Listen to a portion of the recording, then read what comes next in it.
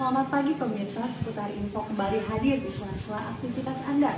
Bersama saya Ratu Aliza yang akan memberikan berita terbaru dan teraktual. Bupati Pidi, Roni Ahmad, melantik 4 pejabat struktural di lingkungan pemerintah Kabupaten Pidi, serta mengembalikan 1 pejabat ke Provinsi Aceh. Pelantikan itu berlangsung Rabu sore di Aula Pemkab Pidi, tanggal 25 Mei tahun 2022, sekitar pukul 15.30 waktu Indonesia Barat. Bupati Pidi membacakan sumpah kepada pejabat pelantikan itu. Keempat pejabat yang akan dilantik, dari Kepala Dinas Transmigrasi dan Tenaga Kerja, Isnaini, telah menjadi Kepala Badan Perencanaan Pembangunan Daerah, Bapeda Kabupaten Pidi. Kemudian Kepala Dinas Syariat Islam, Tarmizi telah dimutasi menjadi Asisten 2 Bidang Ekonomi dan Pembangunan.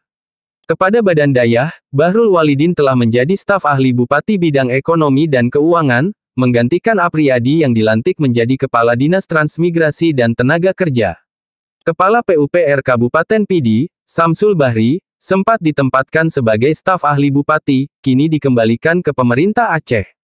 Di akhir sambutannya pada acara pelantikan tersebut, mengatakan, "Selamat kepada para pejabat yang baru dilantik, masyarakat Pidi menunggu kinerja saudara-saudara, untuk perubahan yang signifikan."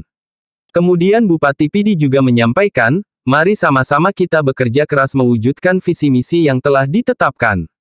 Saudara sebagai ASN harus menjadi yang terdepan sebagai teladan, sekaligus pelayan yang amanah." Hadir pada acara tersebut, Sekda, para staf ahli, para asisten, sejumlah kepala SKPK dan Kabak Prokopim Setda Kap Pidi. Dari Kabupaten Pidi Harmadi Posaceh.com melaporkan.